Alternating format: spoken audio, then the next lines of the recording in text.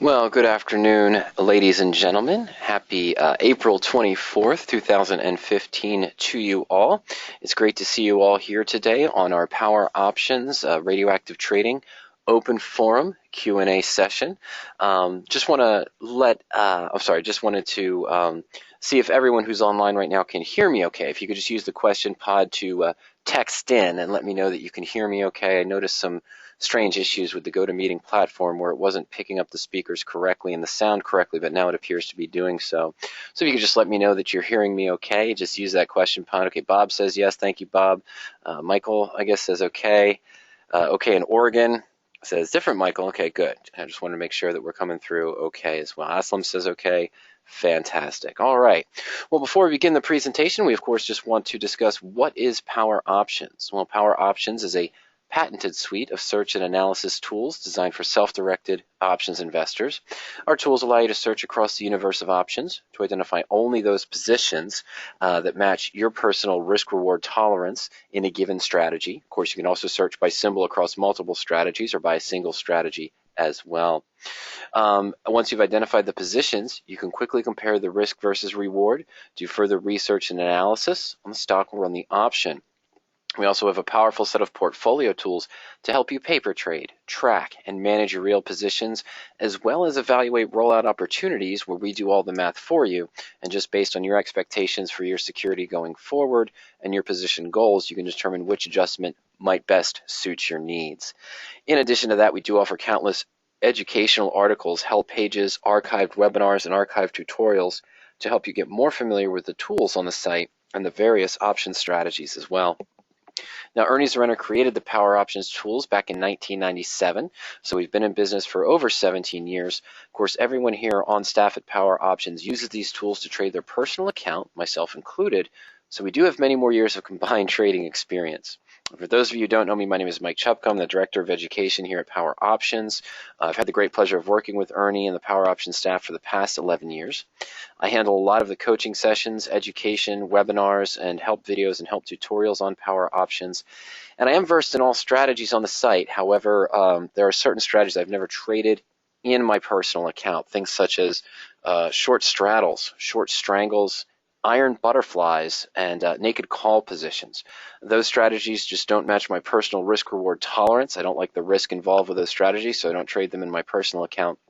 But if you do have questions about those today, I'll be more than happy to answer them and go over the tools on the site to help you identify those positions and maybe even analyze adjustments as well.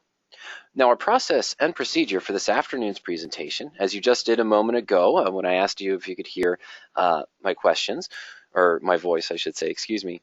When you logged onto the webinar, the GoToWebinar platform appeared on your screen. Inside that platform is a question pod. Just use the question pod to send us a question, okay? Please feel free to ask as many questions as you want. We're scheduled to be here from 4:30 p.m. to 5:30 p.m. Eastern Time. But if we do have a high volume of questions, we're more than happy to stay online for extra time to make sure every question gets handled. Your questions can be about anything: general options, strategy, and education. We had a question come in already about Delta. We've had a question come in about exercise and assignment. And we've had questions come in regarding weekly options. Let me see here. Okay, a question just regarding weekly options. So any basic general options question, a question about an option: what's the difference between a call and a put? What is a non-standard option? What's the difference between a weekly and a monthly option, and so forth, is all fair game. If you have questions about what's better, a covered call or a bull put credit spread on a stock that you're bullish or neutral on, that's fair game as well. If you have questions about strategy comparisons or analyzing adjustments on a particular position, how would you adjust a covered call? Adjust a naked put that goes in the money, for example, or how would you adjust a calendar call spread? That's all open as well. So please feel free to ask any basic questions that you have. If you're a Power Options member, or you're just starting out on a trial and you've got questions about the Power Options tools or the concepts of radioactive trading, please feel free to ask those as well. Our basic ground rules: don't be shy, ask any questions that you want. This presentation is designed for you to have an open and free forum to have your questions answered. Be patient. There might be one or two questions ahead of yours, but we will get through them all, as I mentioned. We also want to encourage you to feel free to help us help others. So if a question comes in regarding a basic option strategy management technique or concept of options trading. I give an answer based on my market experience and discussion I've had with other options traders over the past 11 years, but you have a different experience or a different management technique that's worked for you. We encourage you to use the question pod to send that to us, and we'll share that with the rest of the audience as well. Most important, let's have fun. Getting started with the last week of April going forward here, starting the May series, May 1st, a weekly series, of course, next week. We're in the heavy battle, I should say the heavy implement of the earnings season. So I'm sure we all have questions about that, about maybe protecting or insuring or trying to maximize profits around earnings. So let's have some fun, get some good education under our belt, and go forward in the weekend and look forward to our next trading week. All right, well, all that being said, I'm going to navigate over now to the PowerOptions suite of tools. I'm just going to use these tools to illustrate, of course, the questions that come in. And the first question, came in from David. And David asks, please address what one would do different, if anything, when working with weekly options rather than monthly options. Okay, well, the key to remember, if you're looking at analyzing weekly options, I'm just going to go to an option chain for Starbucks right now. But the key to remember when looking at any weekly option versus a standard expiration is the options concepts, the rights that you have when you buy a call or you buy a put, the obligations you enter when you sell a call or you sell a put are the same whether you're doing a weekly option or a standard expiration. Okay, there really is no difference. The difference is the time frame, the increased annualized return, depending if you're selling, or the increased annualized cost if you're buying options, and of course, identifying positions that best suit your needs. We did a presentation a few weeks ago just focusing on the basics of weekly options. Inside that presentation, one of the main things that we talked about is that in a series such as Starbucks here, you see we have the different series available. There's a lot of, let me go back one step here for David. Right now, out of the 4,400 optionable stocks, ETFs, and indexes, there are roughly about 405 to 404 securities that offer weekly options. Okay, so it's 1/10 of the entire optionable universe. Recently, we noticed within the past 2 months that all of the options that offer quote-unquote weekly options now offer what are known as the continuous weekly series. So close to all 404 of those securities that offer weekly options now have a series here where you'll have as many as 6 weeks out in time in a row to choose from when selling your weekly options. Now, that becomes important. Let's just go to a small call chain for, let's say, a bigger stock here, Johnson & Johnson. Let's get out of Starbucks for a second. Let's just go to Johnson & Johnson. If I have J&J as a core holding in my account, as a long stock position, and I'm looking to earn some extra income on a regular basis, maybe to supplement the dividend income, naturally you'd consider selling a covered call against it. And of course, depending on how many shares you have, and let's just say maybe you have 200 or 300 shares, and what your cost basis is, with Johnson & Johnson right now at 101.12, you might not want to be assigned. You're looking to sell out of the money positions to just generate some income and hope that the call expires worthless to continue to help lower the cost basis of your underlying security. Well, the 102 strike is just out of the money, and it offers a premium, let's say, between 21 to 30 cents. That's a bid in the ask spread there for the just out of the money call. Well, that's not too bad. But if you only had 100 or 200 shares and you're carrying a high commission, let's say of $14.95 or $15, 3/4 of this premium that you're going to receive is going to be eaten up by the commissions in a 100 share block. That's something that you have to consider. Of course, if I went further out of the money, between 7 and 13 cents here, and hope to maybe get 10 cents, but my commission's $9.95, I really have to have maybe 500 or 600 shares to make that trade even worth it. Okay. Now, there's nothing wrong with that. This is the 7-day out series, so it's okay if I'm looking at this position saying that, well, the 7-day out would give me the highest annualized return if I was able to get 10 cents week by week by week by week. But if I'm losing most of that to commissions, then I'm probably better off going further out in time. I might want to go to the 2-week out or even the May 15th, which is technically 3 weeks out, but it's the standard expiration, but it's 3 weeks out in time. We're looking at 21 days out. Here, the 103 has a 31 to 42 cent spread here. So we could probably maybe get in at about 36 cents or so, somewhere along those lines, and that would be a much better premium to help generate a dividend-like income on a weekly basis. Other stocks that have higher volatility, of course, will have better premiums, but they're going to move more quickly, and that's just the nature of the game. So as far as that rate goes, the main thing is to pay attention to what is the premium, what is your account size, and how many contracts are you going to trade. The rule there, not the rule per se, but the guideline there, what I'm trying to get at is don't force a weekly trade just because weekly options are available, okay? If it doesn't match your monetary goals or what you're looking to generate, and I can even look at it and say, well, if I made 20 cents a week or 10 cents or 13 cents a week, well, I'd be fine after a 4-week cycle. But I have to factor in my commissions into that cost to see is the 4-week out series just as good as selling week by week by week and paying the commissions each week, not even including adjusting the position if I have to roll it or manage it, pay another commission. Is that as beneficial as just going 4 weeks out or 3 weeks out and paying only one commission? Okay, so let's go back. Let's say that we were going to sell the 102 call, just out of the money, the 102 call. We look out to next week, and we've got a decent spread here of, let me just highlight it again, it's hard to see, 21 to 30 cents, okay? It's about a 9-cent bid-ask spread. Let's say we get in at the middle and we get 25 cents. Now we're going to assume that for the next few weeks, we're going to be able to get that same value, okay? So for May 1, let's hope the 102 expires worthless. We'll sell the May 8 for about the same 25 cents, and we'll sell the May 15 for the same 25 cents. Okay, so after 3 weeks of trading through May 15th, we'd take in 75 cents of premium. Now, let's say our commission, let's just do this for 100 shares, that's $75. Okay, so we're going to take in week by week by week, we're going to take in a total of $75, 100 shares times our 25 cents value. Okay, now at the same time, well, not times, let me clear that out there. I want to do a different color there so it shows up a little bit better than the gray. All right, let's do that. Sorry, folks. Okay, so we take in 25 cents 3 times for 100 shares, so we get $75. And let's say that our total commission for each one was $8, $7.95. So we take off $24 from our 75, which leaves us with a total of $51. Okay, so we know that if everything stayed the same and we're able to sell that 1 week out option, including commissions, 3 times, we'd get in $51. Okay, well, let's go out to the May 15 series now. And our 102 is 68 to 73 cents.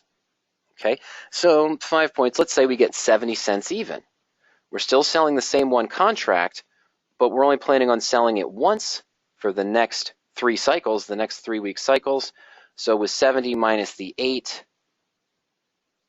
of course the 70 cents for 100 minus the one $8 commission, we'll have an equality of $62. Okay, so in this case, if this is my commissions and this is what I was planning to make week by week, taking that 25 cents here, in this case, going 3 weeks out makes better sense, okay, dollars and cents, because we'd get $62 total profit with just one commission. We're not including assignment, we're not including rolling or adjusting, which we may have to do every week for another commission. We're just going to ignore that for right now. But in this case, I'd be better off going the 3-week out option and getting $62 instead of $51 when I factor in the 3 commissions for selling it 3 times. The raw numbers alone, absolutely.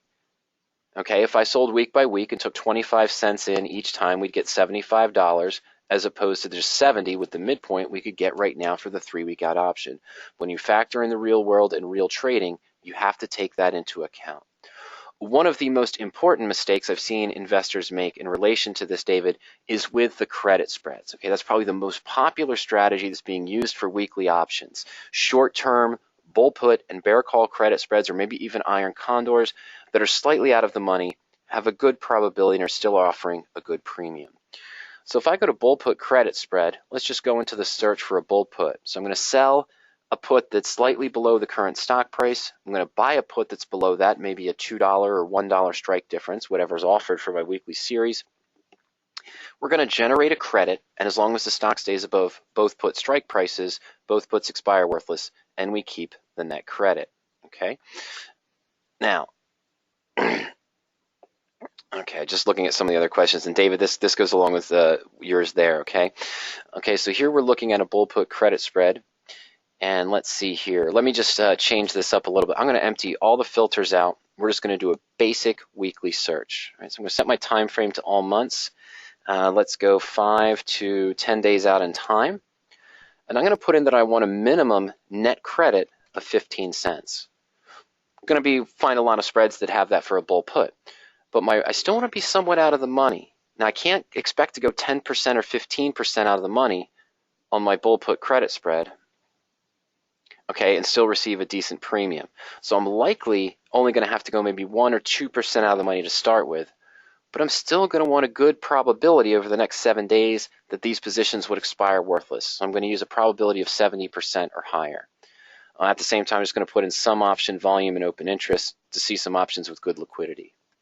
The only thing I'm going to put in for my stock fundamentals and technicals is I'm going to just look for stocks that do not have an earnings date between now and expiration. Was important anytime you're doing a credit spread, whether it's 2 months out, standard expiration, or weekly. And why not? I'll just avoid stocks that have an ex-dividend date. Not that that really matters, but we're just going to avoid that too. The earnings is the most important. I'm not going to worry about stock price range or anything like that. Oh, what I'm going to do though, just to keep things simple, I'm going to take out in the lists field, I'm going to go ahead and exclude our indexes and ETFs here. I just don't want to see those. We'll just keep it as standard securities for the time being. All right, let's run our search real quick. We'll have many results. All right, so as this comes up here, we only have those options expire 7 days out. And believe it or not, with just that criteria, a 15-cent net credit, and looking to be 70% probability of not having earnings, which might have been the big restriction, we only have 23 spreads for next week that match our criteria. Now, I want to look at some of the first positions, especially the first one here. The first position on our screen is UAL, United Continental. It's at 63.51. We could sell the May 62 put for 47 cents and buy the May 61 for 29 cents. So this would give us a $1 strike difference, and we'd have a net credit of 18 cents. Okay, so really our margin requirement there would be about, $82 or 82 cents, excuse me, per contract. So if we did 10 contracts, we'd have to put up $82, looking to make 18 roughly. Put up 820 to make 180 in that scenario with 10 contracts. So that would offer us a 22% return, and we know we have near 70% probability of this expiring worthless. Now again, depending on your account size and how much money you're going to allocate to that bull put credit spread is going to help you dictate not only how many contracts you're going to enter, but at the same time, is this still worth it? Is 18 cents, if you're only planning to do 4 or 5 contracts on your position, is it worth it to do the 18 cents there where you'd receive about $90 for say? Does that match your goals of what you're looking to accomplish? Well, it's still a 22% return on what you invest, but if you only invest, let's say, $160 to do 2 contracts and you make 36, you're making a 22% return.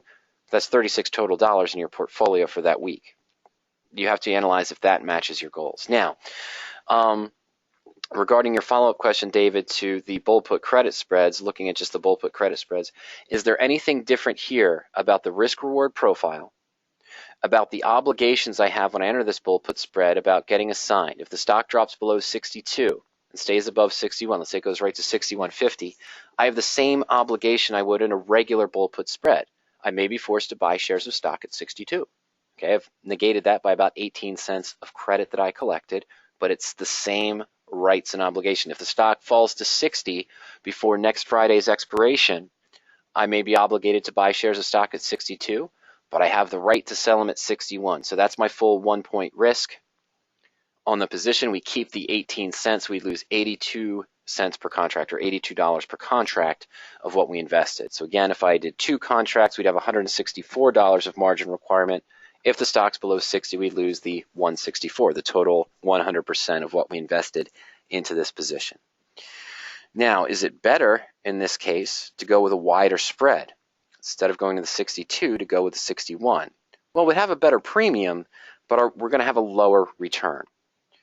All right, so if we sold the 62, but bought the 60 between 13 and 17 cents, so let's just call that 15 cents midpoint. Oops, sorry folks. How about that? That's a little bit better. We've almost doubled our net credit. We've gone from 18 cents up to, oh, sorry. Let's try that again, shall we? We've gone from 18 cents to 32 cents, but our margin also doubled. It went up to 168. So we're only looking at it, we're still looking at a return around 19%. That's pretty good. But this is one way we can get a better result. However, if I keep decreasing, if I go all the way down, let's say the 56 strike or by the 58, I'm going to have a much larger requirement for the margin, and it's not going to be balanced by the increase in the net credit because we're already down to only 15 cents for buying the 60. We go below that, we might get 7 cents and make 40 cents, but now we'd have a risk of closer to 368 or 268, for example. So it's not really getting us further ahead as far as return.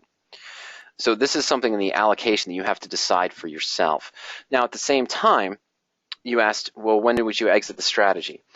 I'm going to point you in the direction of a webinar here real quick. Let's just go back here. I'm going to go back to that profit and loss chart for just 1 second. Let me go over to the free webinars. In the free webinar section, this is a public page, okay? So you don't need to be logged in to access the webinars there. And I want to show you two things. Number one here is this is just the general archive listed below. So you've got the PowerOptions tools and option strategies. If I go into the option strategies tab, there's a review here, a webinar on managing your spread positions. In this webinar, we discuss our target points of when we might look to manage or close a spread, and the 4 or 5 preferred ways we like to use to manage a credit spread or a debit spread if it starts to move against us. We'll talk about one of those in just a few moments. In addition to that, I apologize. In addition to that, here in the Options Concepts tab, there's a presentation we did earlier this month on weekly options, the basics and further insight. You might want to review that as well because it refreshes and goes into more detail about the first 10 minutes or 15 minutes, 10 minutes or so we had in a conversation about the rights and obligations and the differences, the pricing differences and what to look for when looking at a weekly option versus 2 weeks out, or standard expiration maybe 4 weeks out or so as well. So you want to take some time and review both of those. But in general, our rule of thumb is when I would look to adjust a credit spread. Well, there are different ways to go about it. One of the ways is I know I've got a 62 strike put here, and I only collected 18 cents against it. We know our break even here, well, this is the 32 cent one, so our break even is 61.68. But in general, I'm going to look to maybe manage this bull put spread if the stock reaches within maybe 0.5% to 1% of my 62 strike put.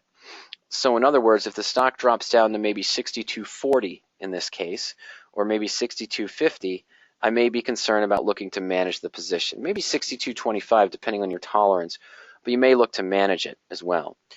Another thing investors use is the net credit. Not something I'm a fan of, but just because the bid-ask spreads can go all over the place. So we originally received 32 cents of net credit for this position. Some investors may look to close this if the net credit increases by, let's say, 50%. And what we mean by that is the debit to close the position between the two strikes. If my exit price now goes up to, let's say, 47 or 48 cents, it's going to cost me 47 or 48 cents to close the position because the stock has moved down in price and my short put increased in value. Investors may look to close the position at that time. So what does that mean? It's 15 cents or 16 cents, about 50% above the credit you received. That might be their trigger point. Again, that's more difficult to do because if we have one day where there's a fear in the market and the volatility, the VIX increases, let's say some news comes out about Greece and the market pulls back, but your stock still remains the same here at 63.51 or 63.50. It wasn't as subjected to some of the global news that may be out there, or maybe another industry or sector. Apple had poor results with the watch, or something happens with the new iWatch that's out, or everything like that. And the NASDAQ gets pulled down, and some of the other indexes get pulled down. But your stock here is holding, okay? But the premiums might increase because of the fear in the market, and before you know it, without even the stock moving, you might be at that trigger point. Because the weekly options were receiving a smaller credit to begin with, and they're still subjected to the changes in the bid and ask spread, managing your position by a target price on the liquidation value or the debit to close the position or the net premium of what you receive for the short put can be difficult, and you may find that you're closing positions more rapidly because you're just hitting that stop more often. So in general, we look to manage it based on the stock price. If it reaches within our short put or our short call strike price in the bear call, you can use the premium. Another thing to consider, David, of course, is when you originally found this bull-put spread, what other criteria did you use? For example, you may have been looking for stocks that were trading above their 50-day moving average. You may have looked for a spread position where your probability was at least 75% of expiring worthless, or you may have looked for spreads where the short option had a delta of maybe 0.3 or less. So now, if any of those reverse, if the stock falls a little bit and now is no longer trading above its 50-day moving average, if the delta goes, instead of moving down as time goes by, if the delta moves up, let's say it moves from 0.3 to 0.4 to 0.5, you may want to consider rolling your position at that time. Or of course, you started off the spread and it had a probability of 75%, but let's say that as it's trading, the stock pulls back and now your short put only has a 68% or 65% probability of expiring worthless. You may use that as a trigger point as well. So whatever criteria you used to select the spreads, range out of the money, probability, if you use delta, anything of that nature, if any of those become violated when you're in your spread, that might be the trigger point. We go more in depth than that into the webinar I just showed you as well. So I'll give you some more detailed information on when to use as what you might want to consider using as a target price or a target point to manage your spread. And at the same time, what are some of the ways that we may look to manage that spread as well? All right, let's see here. Terry asks, can you explain assignment and exercising and when each of them is a concern? No problem at all. And Terry, what we're talking about here is two different things, of course, but hopefully you're familiar with this strategy. You know, let's just clean this up a little bit. Stay with UAL for right now. We're going to talk about the short put for a moment. If I didn't do this position as a bull put credit spread, if I had just sold the May 62 put today for 47 cents, I'd be in a cash secured or a naked put position. So I generate 47 cents against the position.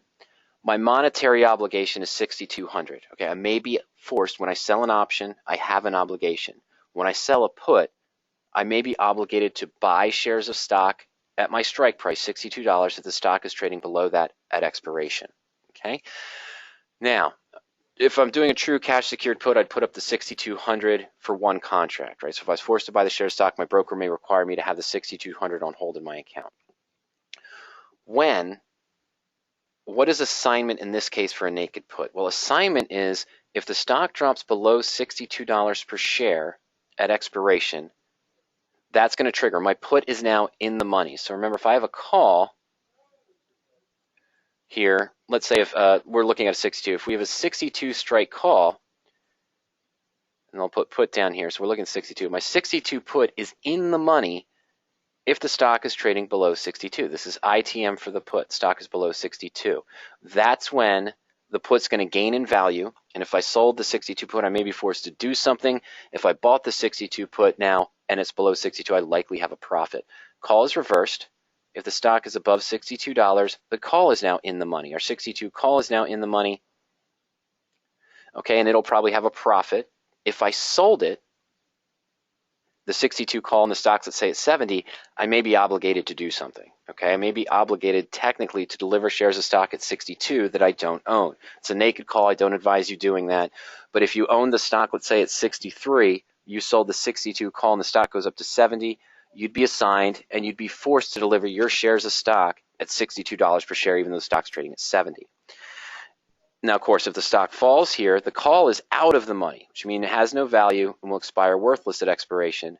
And if the stock moves up, remember, this is our short put. If the stock moves up above 62, that's what we want to have happen in this case. The put is out of the money, has no value, and would expire worthless. Okay. Now, I sold a put. I have an obligation to deliver shares of stock if the stock's trading below that price at expiration, or technically any time between now and expiration. You never really have a one-to-one relationship with the other person, the other investor on the other end. So Terry, if I sold 5 puts here at the 62 strike, you'd be on the other side as the buyer of 5 puts. We wouldn't know each other. Actually, I might have sold 5 puts. You might have bought 3 puts at the 62 strike, and another investor might have bought 2 puts, and the market maker, the electronic market maker, put our contracts together. Okay, and it's not really a one-to-one basis. It's really supposed to be first in, first out kind of rule of thumb. But you don't really know me as Joe, the option buyer. And what you also don't know is it's possible that if I sold this option at 47 cents here, it's possible that your long put was actually in at a different price. You maybe bought it 3 or 4 weeks ago at, say, 87 cents. The reason why I bring this up is because I have investors who will call up and say, Mike, I sold my 62 strike here on UAL, my 62 put in UAL for 47 cents. So that means I won't get assigned until the stock drops to 61.53, right? Why would the person on the other side who paid 47 cents, for example, buy it for me, exercise this put at 62 when they don't have a profit yet? Because that's not the way it really works. Okay, you don't know Joe the option buyer and you don't know Joe the option seller if you're buying the calls or the puts. The key is at expiration, Terry, if the stock is within if the stock's within 1 cent, if the stock's 1 cent in the money, in other words, if the UAL here drops and is trading at 61.99 next week at Friday expiration, I will assume that I'm going to be assigned here and have to buy shares of stock. What happens is even if the other investor doesn't have a profit on this position and decides not to do anything with his put or just closes it out and takes the loss before expiration, the options clearing counsel will come in and claim any options that are 1 cent or more in the money at expiration to promote liquidity. Hey, I sold a put.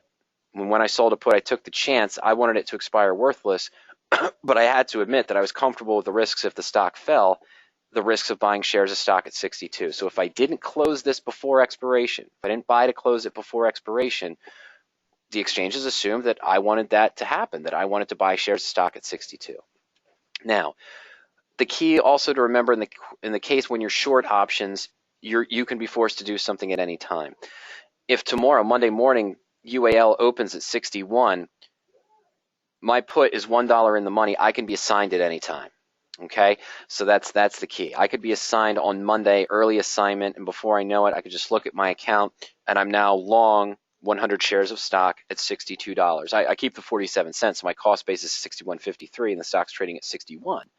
But I can be assigned at any time based on if the large number of contracts are being closed on the other side. The market maker is going to make sure that fulfillment happens. You can be assigned early. Does it happen often? No.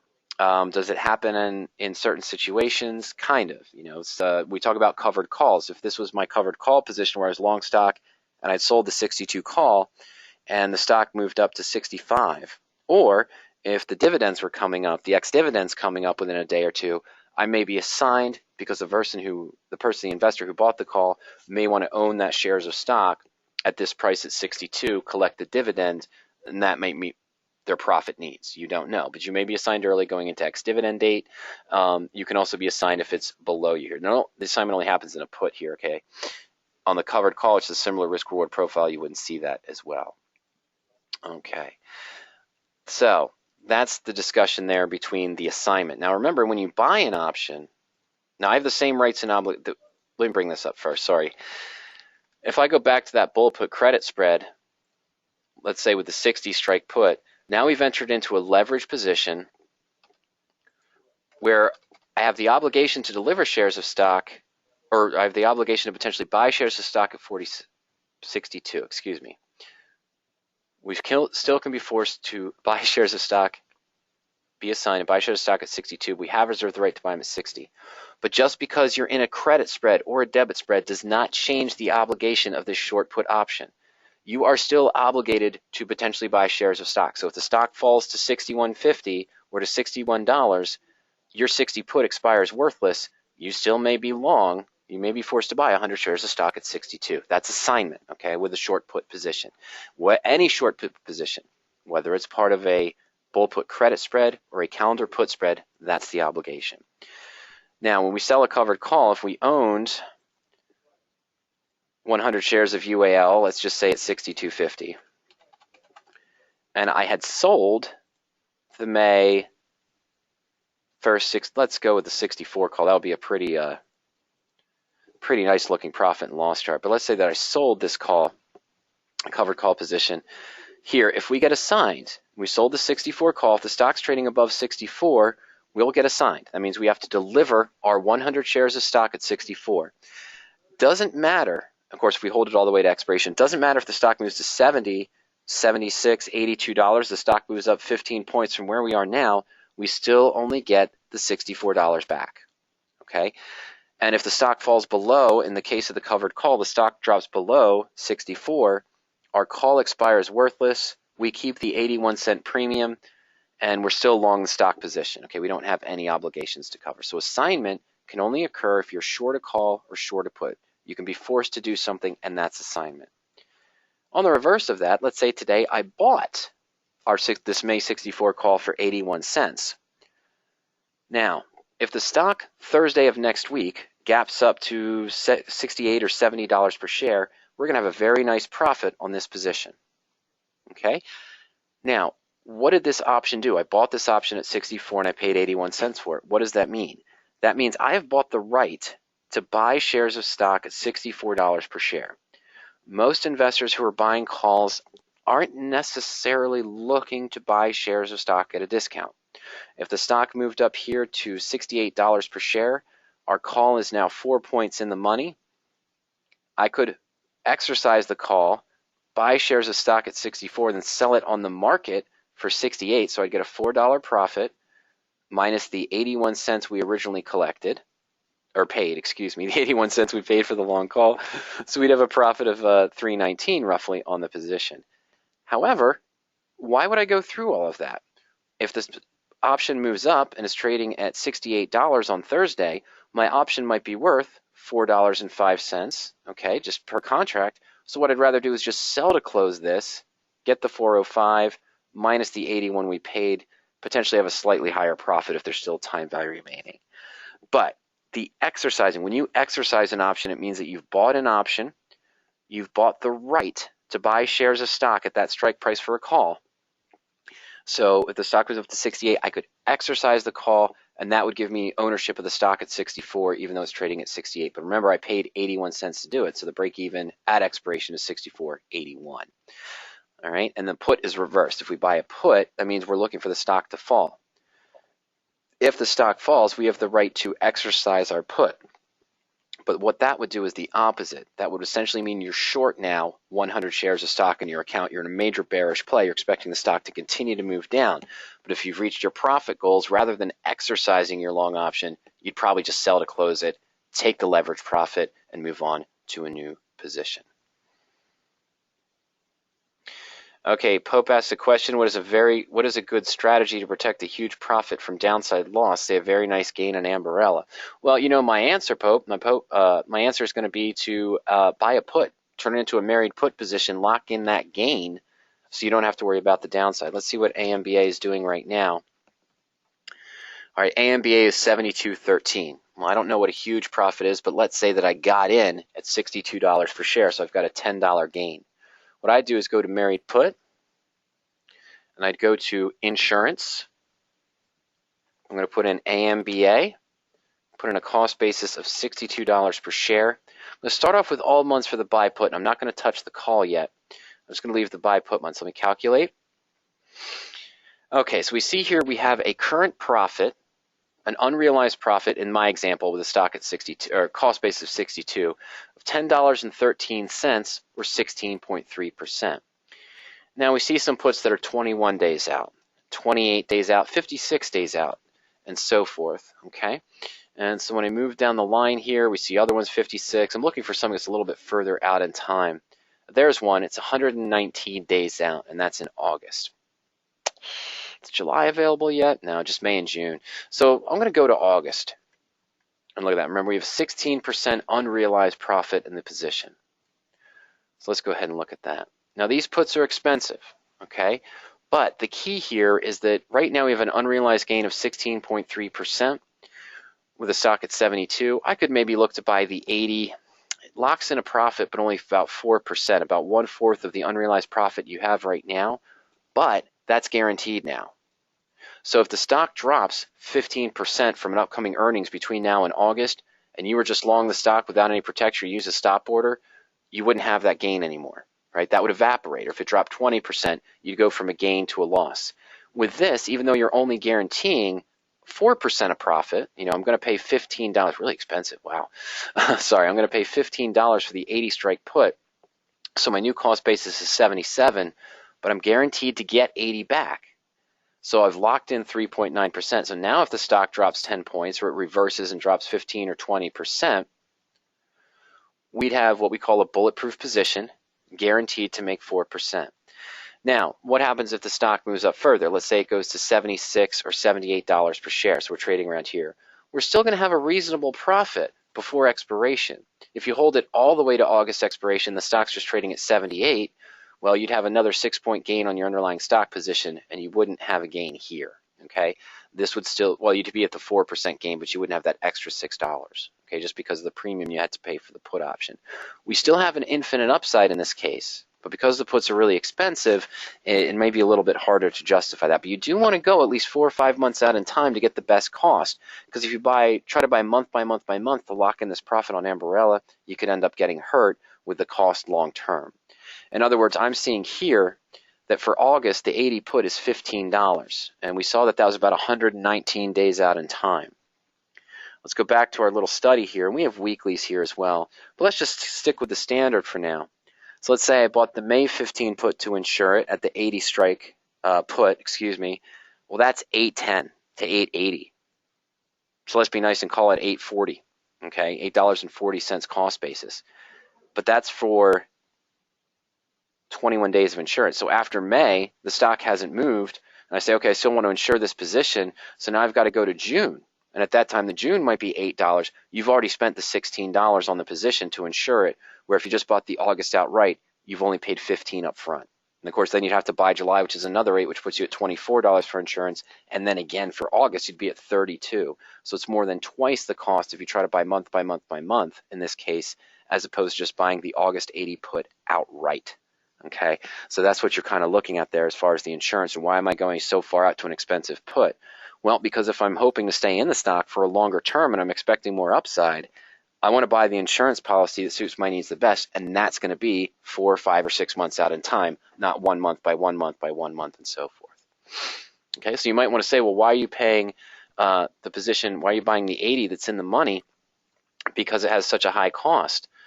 Why not pay less? Why just pay $5 for the 65? Okay, well, if I bought the August 65 put for $5, insurance is just like anything else. You get what you pay for here.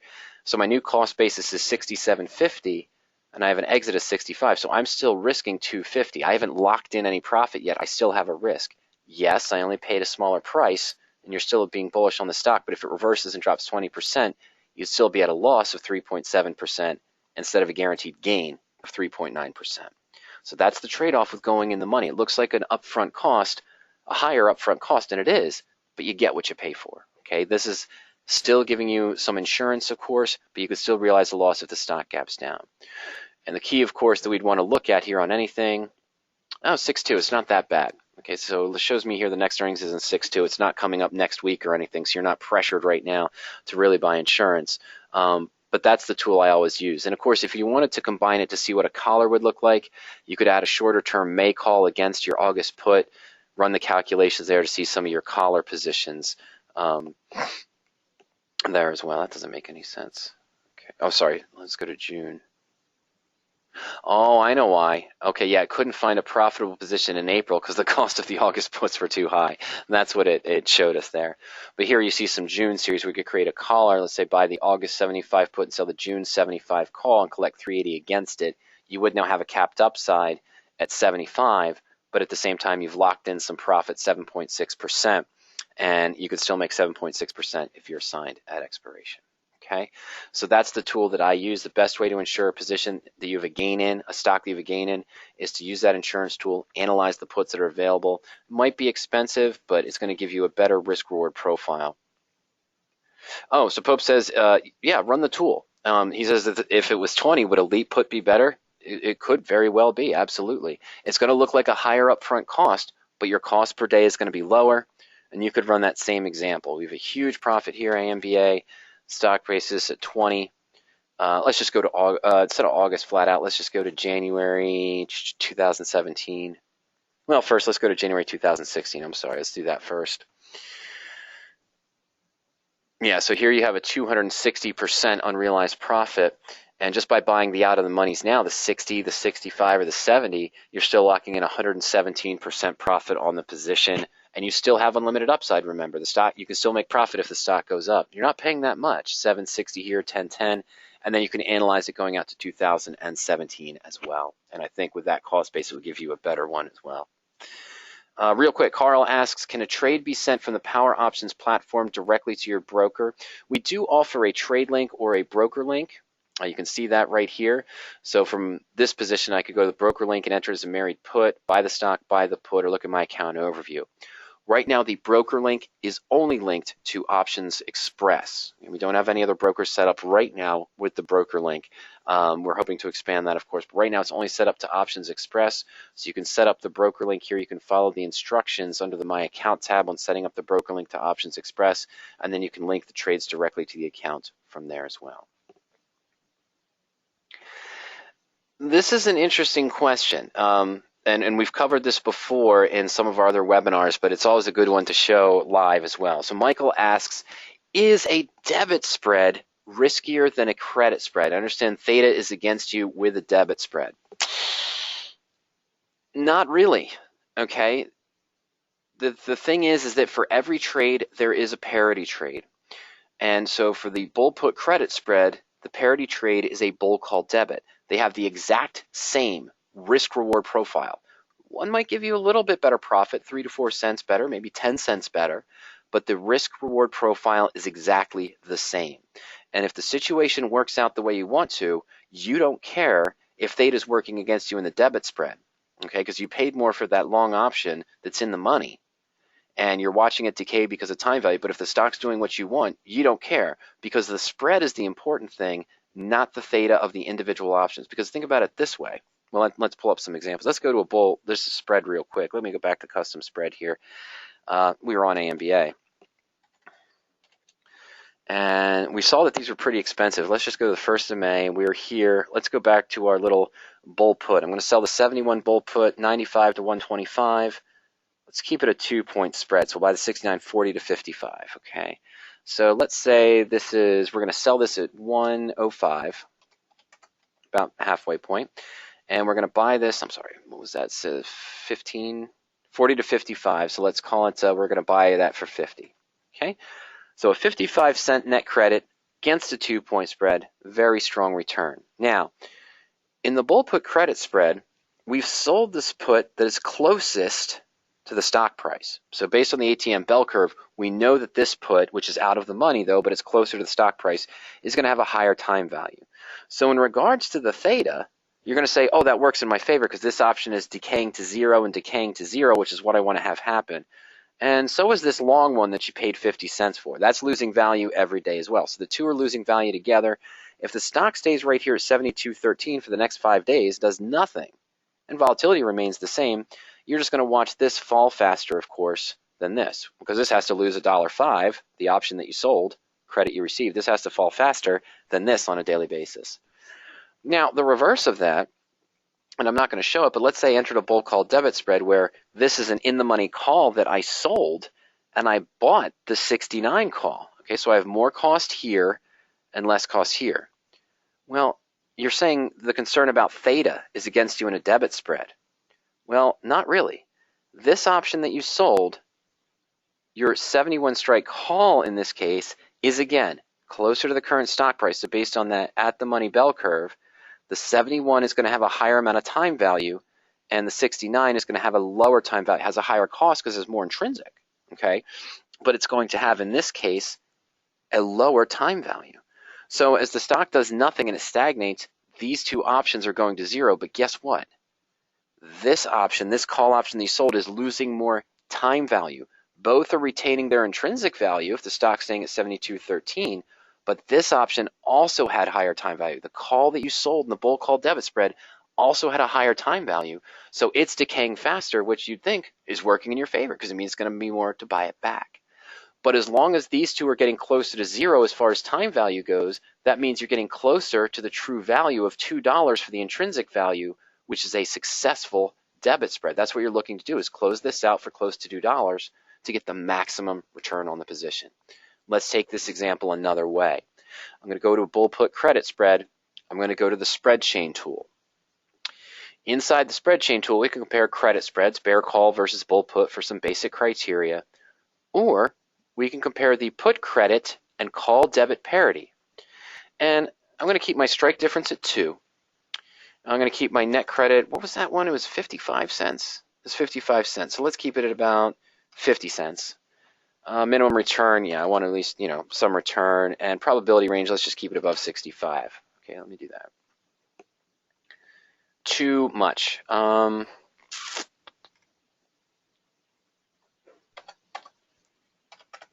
thought, sorry, I guess I didn't put in 50, my apologies. Oh, I want to be here, 7 days out. Let's take out probability. Okay, so this is a little bit different. Why am I not seeing the spread that I want? Oh, I know why. I'm sorry. Let's drop this down to 40. It's because I used midpoint, and I'm on QQQ. Tough Friday, folks. I apologize. All right, let's try this again. Ambarella, 2-point spread, 40-cent net credit, minimum return is negligible, and we're looking, let's go back to that 65% probability. Okay, let's get the right stock, let's get the right expiration. And not the one I wanted, but close enough. Okay, so here, instead of looking at the 69 and the 71, we are looking at the, maybe it's this, sorry. I really want to see that one, as you can tell. Yay, we got it. Okay, so the probability is only 60.8%, but let's just ignore that for now. Okay, so Michael says the risk reward is the deciding factor. I believe so, and that, in my opinion. Okay, and I'll get to John's comment, Michael, that will help you out as well in just a moment. So here are my two spreads. Okay, on my right is our bull put credit spread. This profit and loss chart up here is the profit and loss chart you see on the credit spread, the bull put, where you're selling the 71 put and buying a 69, versus the bull call, where I'm selling the 70 call and buying the 69. Same risk reward profile. Both spreads make to full profit if the stock is trading above $71 at expiration. Both positions reach the maximum loss if the stock is trading below $69 at expiration, assuming we hold it all the way to expiration. Now, our put spread, using the midpoint for our 69.71 position, we can get about 110 at midpoint for selling the 71 put and pay 48 cents at midpoint for buying the 69. This gives me a 62-cent net credit, or the potential for 44% return on a 2-point spread. All right, so 1.6% out of the money.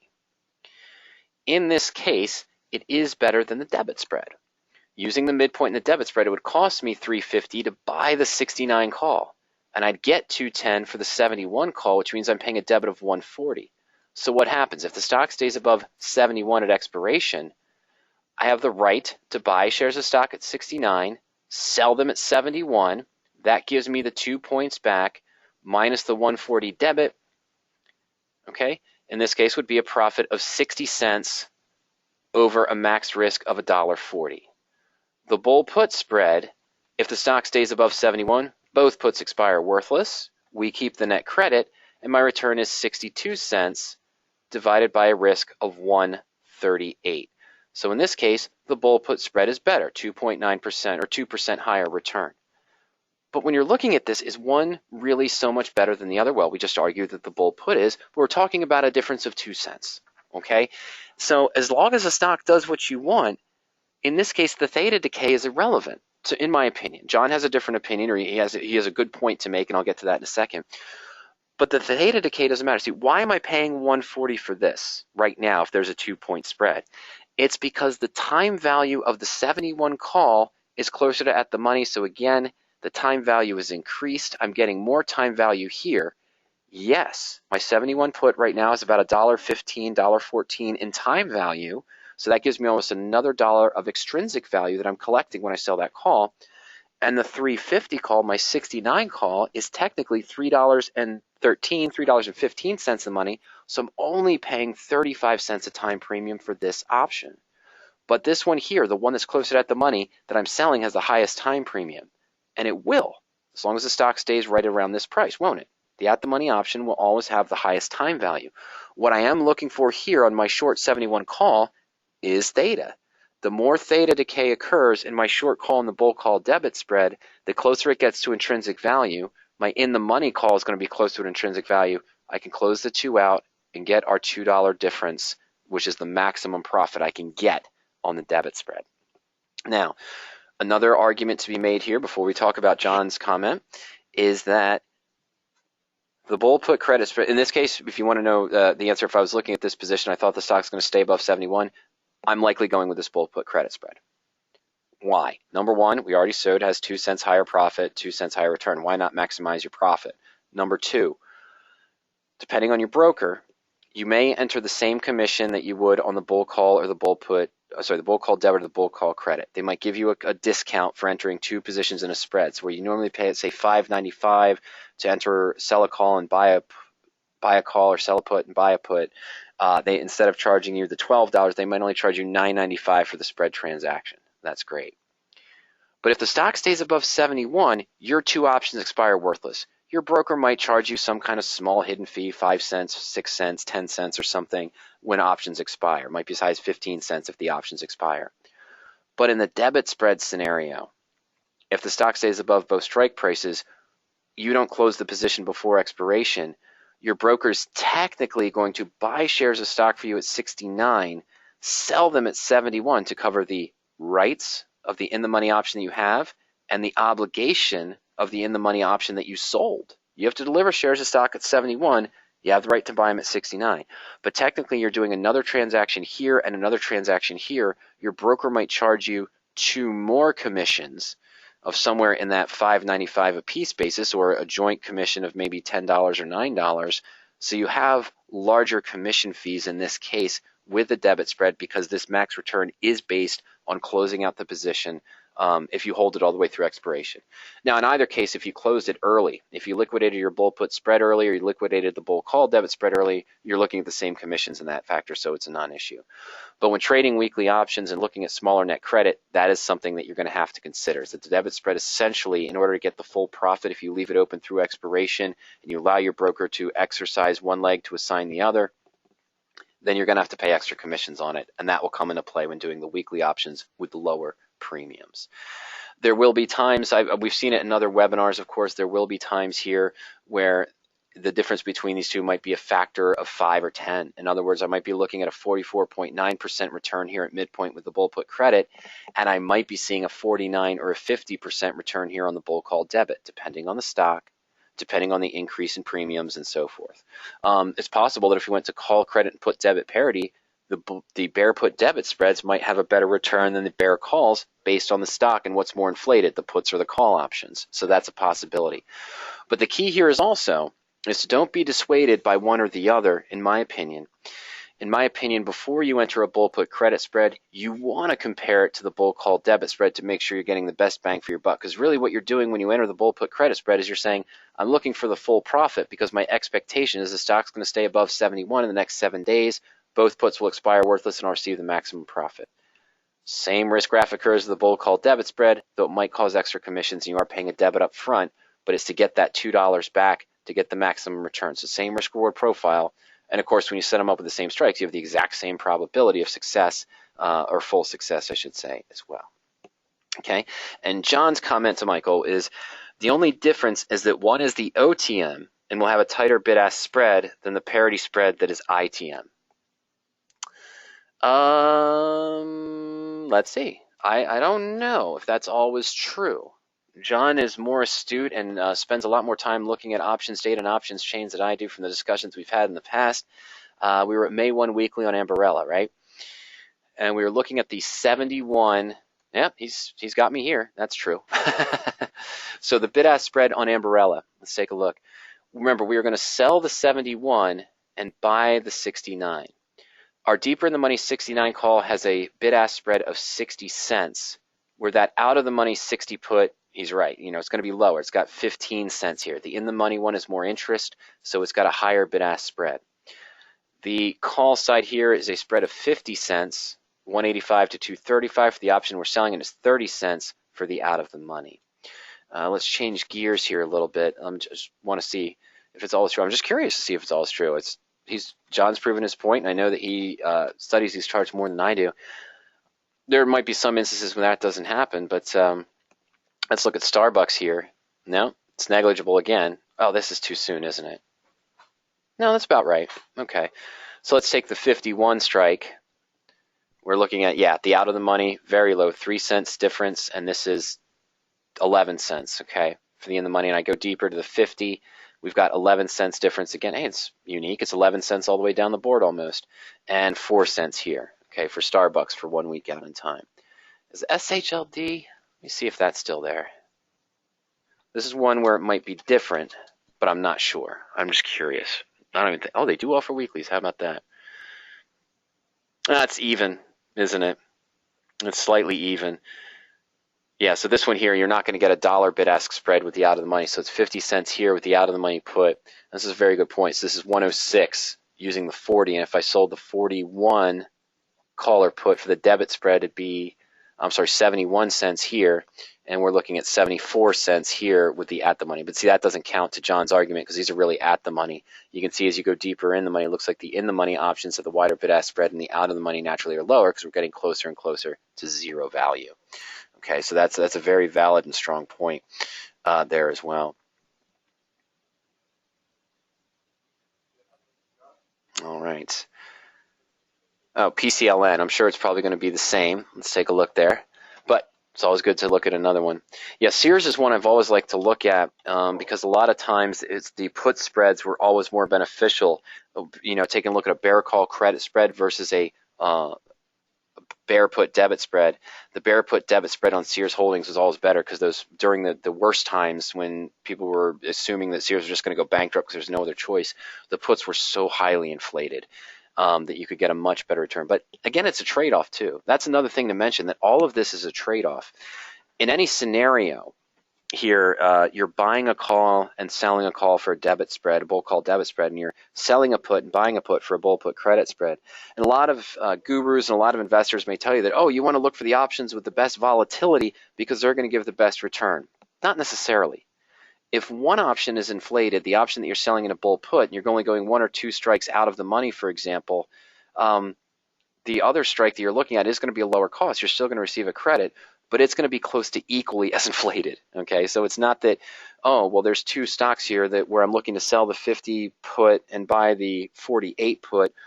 One has a 50 put where the price is 50 cents and the 48 is 40 cents. So I'm going to be much better selling the second stock where the 50 strike put is $1.50. Well, no, because the 48 put on that one is probably going to be closer to $1.10 or $1.20. You still might get the same 40-cent net credit because of volatility. All right, price line here, it's 70 cents for the at the money and 60 cents here for the at the money bid-ask spread. Go a little bit in the money, 80 cents on the 1227, 60 cents on the 1227 put. So yeah, it's the same scenario that John mentioned. He added another comment there. The ITM options have a much wider bid-ask because for the market maker to take the opposite side of an ITM trade, there's much more risk for them. So they widen the spread to compensate for the risk. And then we're seeing that in play on all the stocks we're looking at as well. So that's just one of the concepts there. Don't toss out the idea and the benefit of a debit spread just because you have to pay a debit to enter it.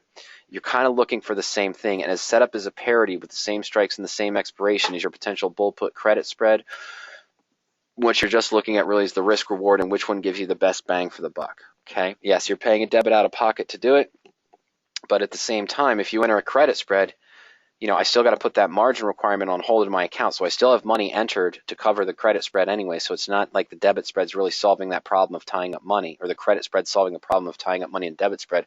In both of them, you have to have money set aside to complete the trade.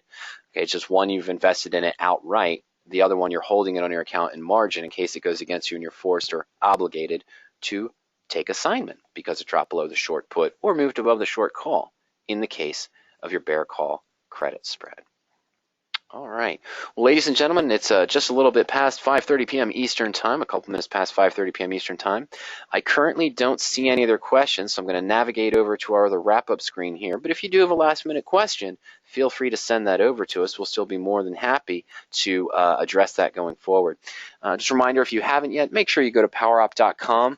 Just register for your 14-day free trial. Just put in your first name, last name, and email address, and that'll give you access to the PowerOptions tools and the trial account for 14 days. The subscription service after that, our 20-minute delayed service, is $60 per month. We do offer a delayed service with access to our historical tools. Our backtesting tools go back to 2006, so that's $100 per month for the delayed plus the historical data. We do offer a real-time service, where every time you refresh the page or resubmit a search, you're getting the numbers and the calculations at that very instant, and that's $100 per month. And then, of course, the real-time and historical is $140 per month as well. Well, next Tuesday at 12 noon Eastern Time, where Kurt Frankenberg is going to be hosting a radioactive trading presentation. Next Wednesday at 12 noon Eastern Time, we're probably going to have a strategy discussion. I believe it's going to be comparing two strategies. I think I want to do is the bullish strategies. We're going to go into bull puts, calendar calls, comparing a bull put, calendar call, and a covered call in particular stock scenarios, just to give some questions have come in about that. So we want to clear up some ideas about the three strategies, and just looking at some of the quick tips of which one might be the best for you based on your expectation of the stock and your requirement as well.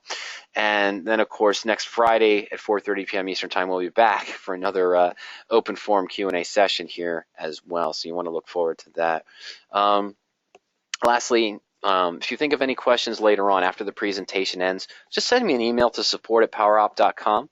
One of us will likely get back to you very soon, of course. And remember, you can contact us as well during the market hours. You can reach us by phone during market hours at 302-992-7971. Of course, there's contact links in the bottom of every Power Options page as well. All right. Well, ladies and gentlemen, thank you again for joining me this afternoon. Have a fantastic weekend. We hope to see you next week on one of our other live presentations. Good night and take care.